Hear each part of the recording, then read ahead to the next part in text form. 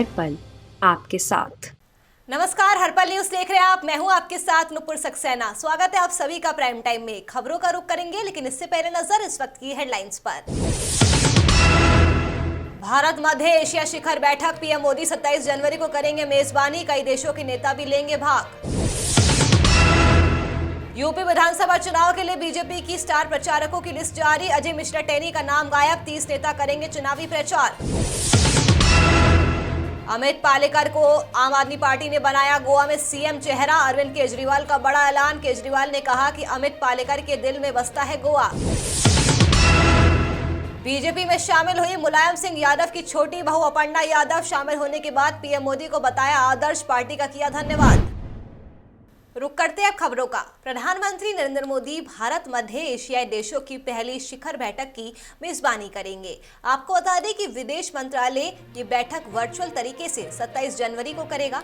वहीं इस पहली शिखर बैठक में Kazakhstan, Kyrgyz Republic, Tajikistan, Turkmenistan और उज्बेकिस्तान के राष्ट्रपति शिरकत करेंगे। विदेश मंत्रालय ने जारी कर एक बयान में कहा है कि भारत और मध्य एशियाई देशों के बीच नेताओं के स्तर पर अपनी तरह का पहला जुड़ाव होगा। मंत्रालय ने आगे कहा कि पहला भारत मध्य एशिया शिखर सम्मेलन मध्य एशियाई देशों के साथ भारत के बढ़ते जुड़ाव का प्रतिबिंब है। वहीं ये देश भारत के विस्तारित पड़ोस का हिस्सा भी है। बीजेपी ने यूपी विधानसभा चुनाव के लिए स्टार कैंपेनर्स की सूची जारी कर दी है। हालांकि इस सूची में केंद्रीय गृह राज्य मंत्री अजय मिश्रा टेनी का नाम नहीं है। इस लिस्ट में PM Narendra Modi, BJP chief JP Nadda, रक्षा मंत्री राजनाथ सिंह, गृह मंत्री अमित शाह, केंद्रीय मंत्री नितिन गडकरी समेत कई नेताओं का नाम है। बीजेपी के स्टार प्रचारकों की ये सूची यूपी चुनाव के मद्देनजर पहले चरण में प्रचार के लिए तैयार की गई है। इसमें बीजेपी यूपी चीफ स्वतंत्र देव सिंह, यूपी प्रभारी धर्मेंद्र प्रधान, सीएम योगी आदित्यनाथ, पूर्व केंद्रीय मंत्री राधा मोहन सिंह का भी नाम है। बता दें कि यूपी में पहले चरण के लिए 10 फरवरी को मतदान होगा। इसमें आगरा, मथुरा, शामली, मुजफ्फरनगर, बागपत, मेरठ, गाजियाबाद, गौतम बुद्ध नगर, हापुड़, अलीगढ़ और बुलंदशहर शामिल है। इसके लिए 14 जनवरी को अधिसूचना जारी हुई है और 21 तारीख नामांकन की आखिरी तारीख है। बता दें कि कोरोना के बढ़ते मामलों की वजह से फिलहाल रैलियों और चुनाव प्रचार पर 22 जनवरी तक के लिए रोक है। ऐसे में नेता और राजनीतिक दल फिलहाल वर्चुअल रैली पर जोर दे रहे हैं।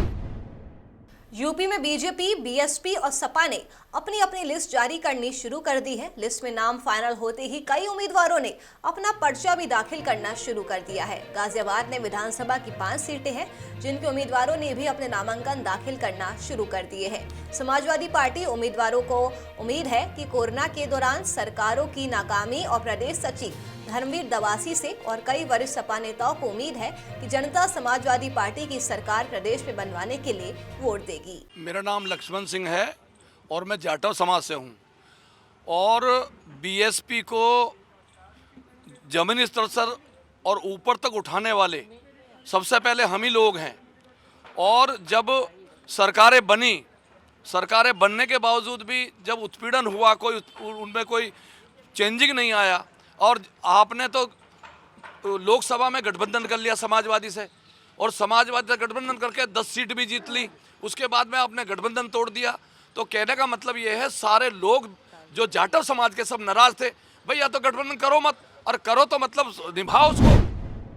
गोवा विधानसभा चुनाव के लिए आम आदमी पार्टी ने अमित पालेकर को सीएम उम्मीदवार घोषित कर दिया है। दिल्ली के सीएम और आम आदमी पार्टी के संयोजक अरविंद केजरीवाल ने इसका ऐलान किया। अमित पालेकर भंडारी समाज से आते हैं। अरविंद केजरीवाल ने पहले ही ऐलान किया था कि गोवा का सीएम भंडारी समाज से होगा। प्रेस कॉन्फ्रेंस में अरविंद केजरीवाल ने कहा कि गोवा में आपने कई नए चेहरों को टिकट दिया है, कई ऐसे हैं जिन्होंने कभी चुनाव नहीं लड़ा है।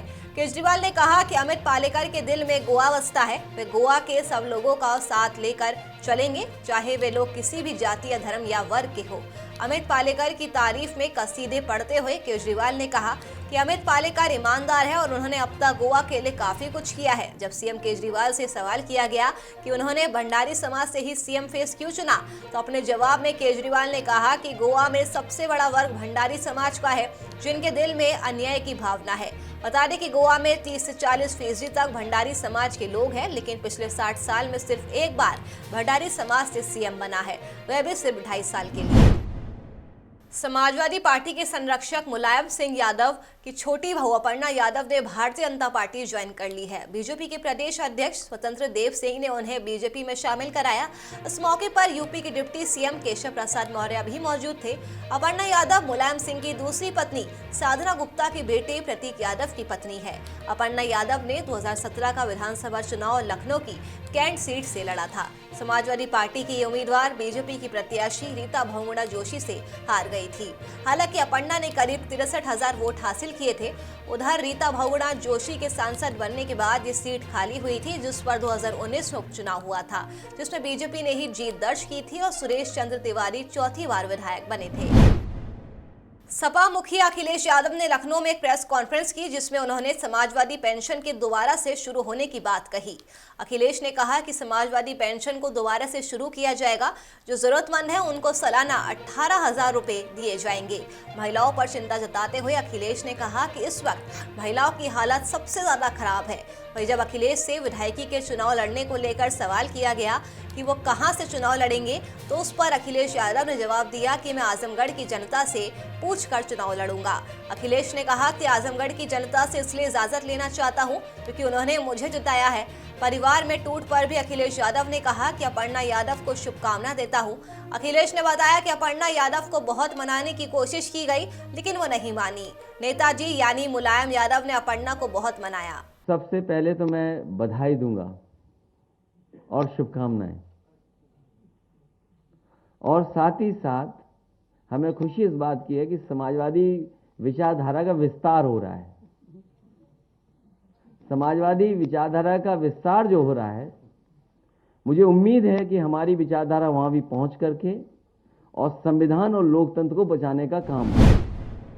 यूपी विधानसभा चुनाव 2022 में अखिलेश यादव भी चुनावी मैदान में होंगे। सूत्रों के मुताबिक अखिलेश यादव विधानसभा चुनाव लड़ेंगे।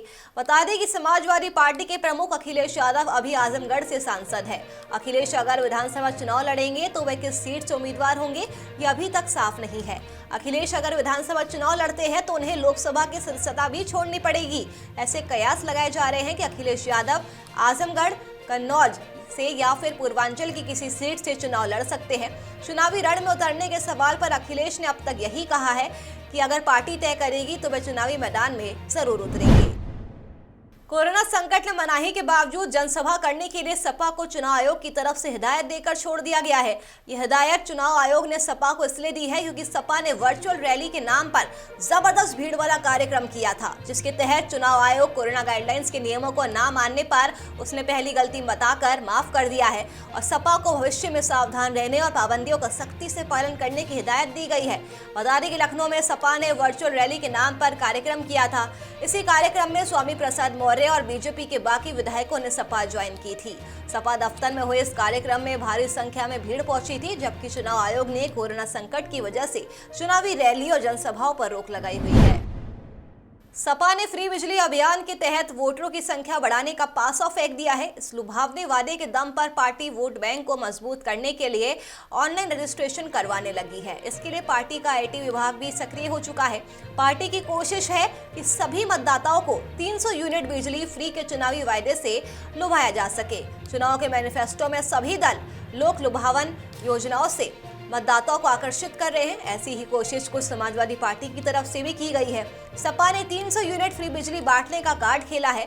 समाजवादी पार्टी कल से इसका अभियान चलाने जा रही है कि 300 यूनिट जो लोग चाहते हैं उन्हें फ्री मिले, उनके लिए नाम रजिस्टर करने का काम, फॉर्म भरने का काम कल से इस अभियान को समाजवादी पार्टी शुरू कर रही है। इसीलिए मेरी अपील है, जिनके पास वर्तमान में घरेलू बिजली के कनेक्शन हैं, उनके बिजली के बिल में जो नाम लिख करके आता है वही नाम लिखवाएं, और जिनके पास अभी घरेलू कनेक्शन नहीं है पर जो भविष्य में लेने वाले हैं, वो सभी लोग राशन कार्ड या आधार कार्ड में लिखा हुआ नाम ही लिखवाएं।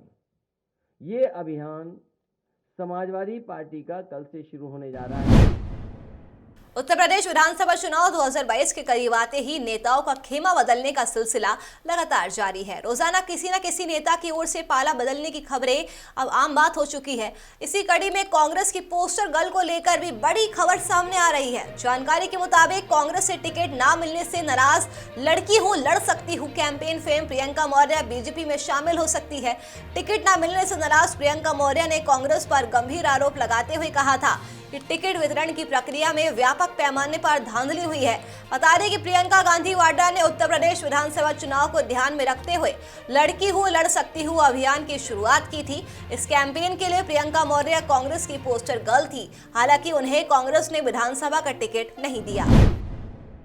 संजय राउत के गोवा में एनसीपी और शिवसेना के चुनाव लड़ने के बयान पर महाराष्ट्र कांग्रेस अध्यक्ष नाना पटोले का बयान सामने आया है। नाना पटोले ने कहा कि जबरदस्ती का मामला नहीं है। उनकी यानी संजय राउत की पार्टी अलग है, हमारी पार्टी अलग है। हमारे आलाकमान फैसले लेते हैं। महाराष्ट्र में अंधेरे में सरकार बनी थी और सरकार बनने के बाद जो तमाशा हुआ वो पूरे देश ने देखा था। इतना ही नहीं, नाना पटोले ने कहा कि सत्ता की हमें जरूरत नहीं थी, जिन्हें जरूरत थी वो सोनिया गांधी जी के पास गए थे। बता दें कि संजय राउत ने कहा था कि प्रफुल्ल पटेल गोवा में है, मैं अभी गोवा जा रहा हूं। हमने कोशिश की महाराष्ट्र अघाड़ी की तरह ही गोवा में भी एक अघाड़ी बने, लेकिन कांग्रेस को लगता है कि गोवा में उन्हें पूरा बहुमत मिल सकता है। शिवसेना और एनसीपी गोवा में एक साथ चुनाव लड़ेगी। देखो, सत्ता के बारे में यहाँ पर हमारी भूमिका हमारे नेता सोनिया जी गांधी ने रख दी है, वो शुरुआत में रखी है। जो मामला था तो सत्ता की हमें जरूरत नहीं थी, जिन लोगों को जरूरत थी वो सोनिया जी के पास गए, क्यों हमने नहीं बुलाया इन लोगों को। तो इसलिए ये सब मामले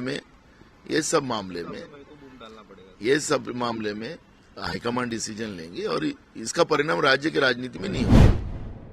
केंद्रीय मंत्रिमंडल ने भारतीय अक्षय ऊर्जा विकास एजेंसी लिमिटेड में 1500 करोड़ रुपए के निवेश को मंजूरी दे दी है। इस बात की जानकारी केंद्रीय मंत्री अनुराग ठाकुर ने देते हुए बताया कि इससे इरेडा अक्षय ऊर्जा क्षेत्र को 12,000 करोड़ रुपए उधार दे सकेगा।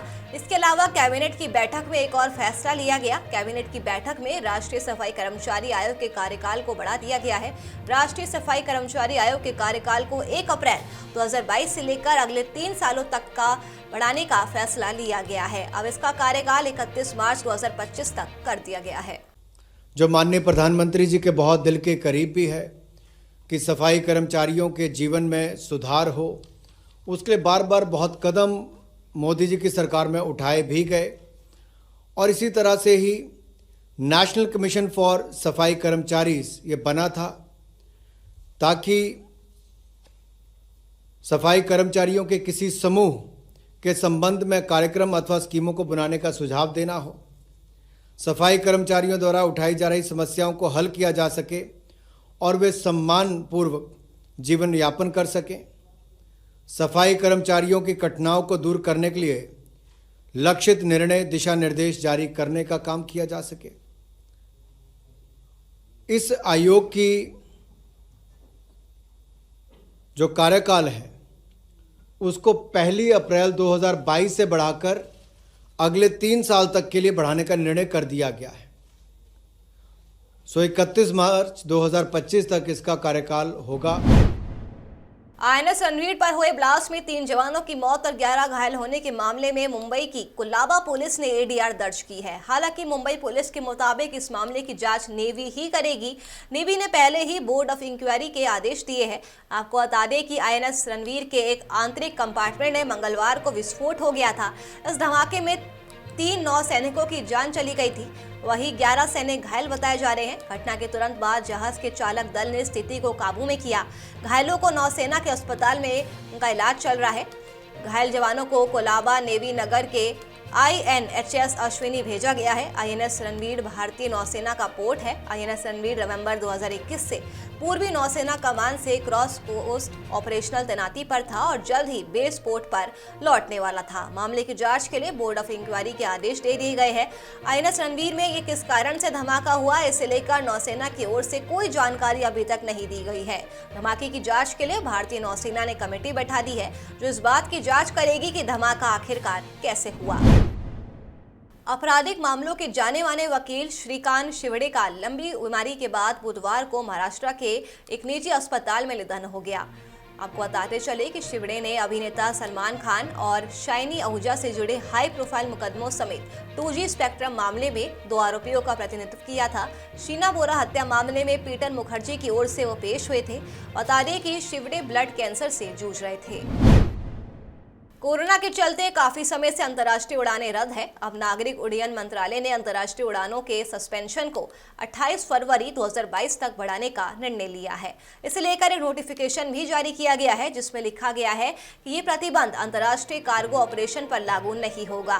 साथ ही ये भी कहा है कि बबल एग्रीमेंट के तहत चल रही फ्लाइट्स पहले की तरह ही चलती रहेगी। बता दें कि कोरोना के कहर के बीच मार्च 2020 से ही नियमित अंतर्राष्ट्रीय उड़ानें बंद कर दी गई थी।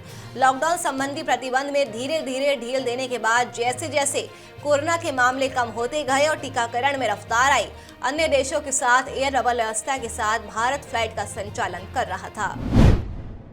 कोरोना की तीसरी लहर ने लोगों की परेशानियां बढ़ाना शुरू कर दी है। दिल्ली में पिछले 4 दिनों से कोरोना के मामले तो कम हो रहे हैं। संक्रमण रोकने के लिए दिल्ली सरकार नियमों में किसी तरह की ढील नहीं बरत रही है। अब सरकार के ऑड और इवन दिन दुकान खोलने के फैसले के खिलाफ दिल्ली के दुकानदारों ने मोर्चा खोल दिया है। दिल्ली के कुतुब रोड चौक पर व्यापारियों ने बुधवार को थाली बजाकर दिल्ली सरकार के इस फैसले के खिलाफ प्रदर्शन किया। विरोध करने आए व्यापारी हाथों में काली पट्टी बांधे हुए थे। उनके हाथ में तख्तियां थी जिसमें लिखा था, नहीं चाहिए ऑड इवन, इससे बड़ा आर्थिक नुकसान हो रहा है। राकेश ने नियम रद्द करने की मांग की है। सदर बाजार ट्रेडर्स एसोसिएशन के उपाध्यक्ष परमजीत सिंह ने बताया कि वीकेंड पर दुकानें खोलने की अनुमति मिलनी चाहिए। ऑड इवन फॉर्मूले और वीकेंड कर्फ्यू से दुकानदारों को बड़ा आर्थिक नुकसान हो रहा है, उसकी भरपाई आखिरकार कौन करेगा। वहीं खान मार्केट के अध्यक्ष संजीव मेहरा के मुताबिक जब दिल्ली में मेट्रो 100% कैपेसिटी के साथ चल रही है, बसों को अनुमति दी गई है, सड़कों पर पटरियां लग रही है, तो सरकार को दुकानदारों से क्या परेशानी है।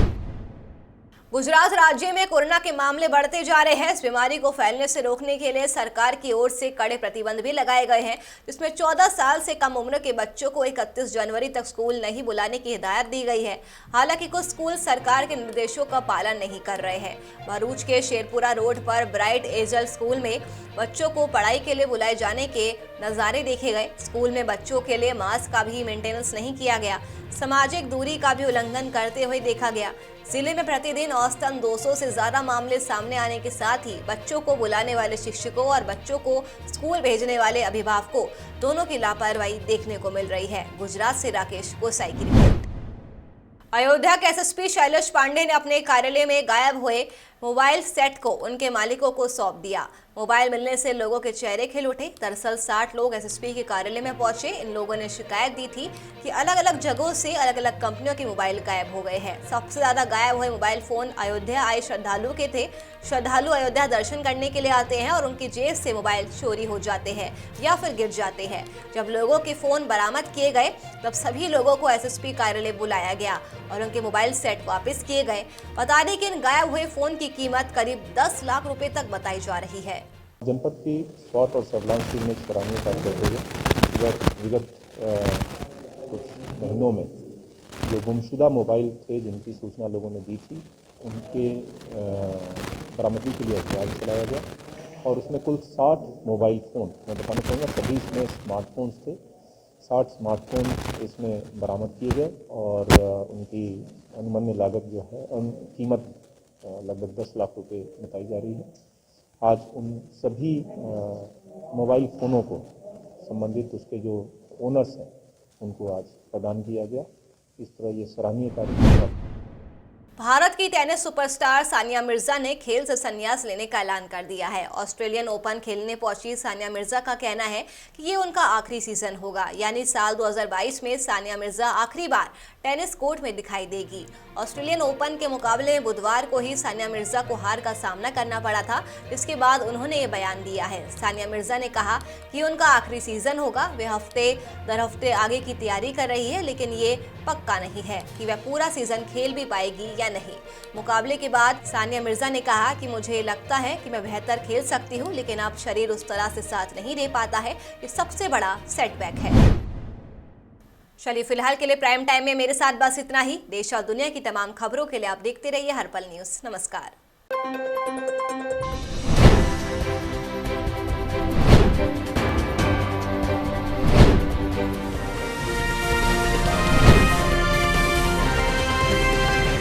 हर पल आपके साथ।